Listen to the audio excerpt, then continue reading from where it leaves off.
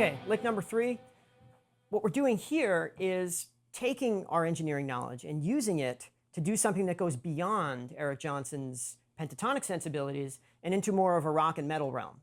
And what's cool about this is that we're seeing the distinction between right-hand mechanics and left-hand mechanics or harmony.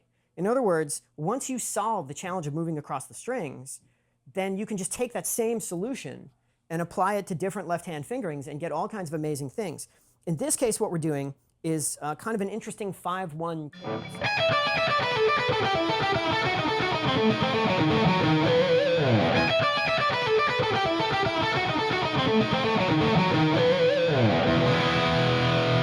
If you could hear that, basically what we're doing is starting on E7.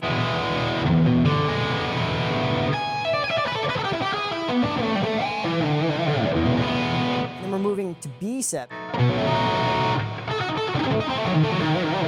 Either B flat 9 or more of a diminished sonic. You can think of it as essentially a 5 chord using a diminished 7th arpeggio.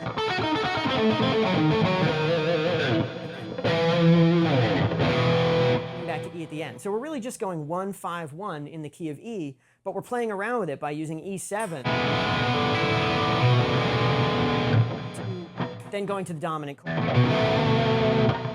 Going back to E again. But what's really neat about this is that the right-hand pattern necessary to do this is exactly the same one we've been looking at. If we take this dominant 7th shape that I'm doing up here on the top 2 strings, and you look at how it works, it's basically the 5 pattern. So it's 2 notes on the top string, 2 notes on the B string, and then 1 note on the G.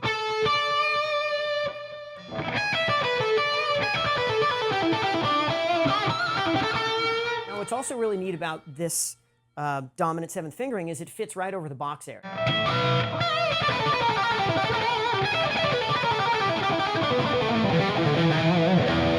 Anytime you're doing blues, you can then throw in dominant 7th. And it adds a lot of color to your blues playing. But again, the mechanics are just 2 notes, and then that last note, the 5th note, becomes a sweep to the next string. So that's the descending side of the lick, and you can, I'll play that for you slowly, actually, under the camera. This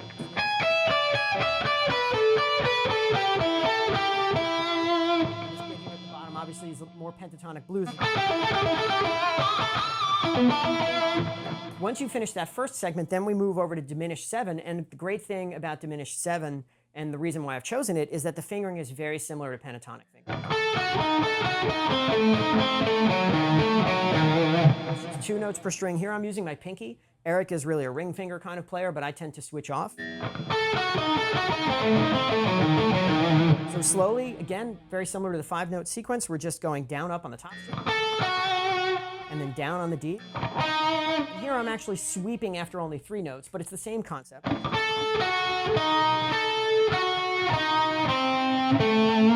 Actually, the second repetition there is really the 5-note sequence. So if we look at this, 3 notes, then the next one,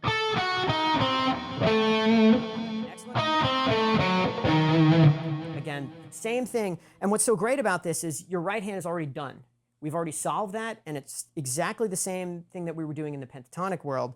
The only difference here is now the left hand is just using the pinky and the index finger and moving over 1 fret at a time, which is the classic way of doing diminished type. That's on the 14th and the 11th frets, and then the 13th and the 10th, and the 12th and the 9th, and then the 11th. And that is our sharp 7, or the 7th degree of the major scale, or the sharp 7th degree of the minor scale.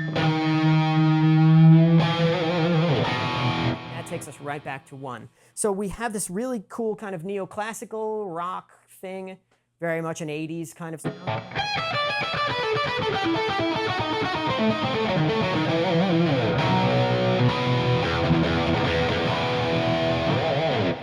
And what's also cool is, notice we're doing this with more of a 16th note feel.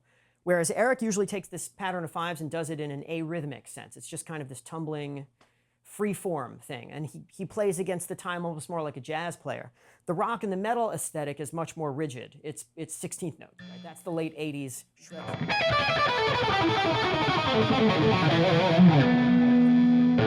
But that's, again, that's a stylistic choice.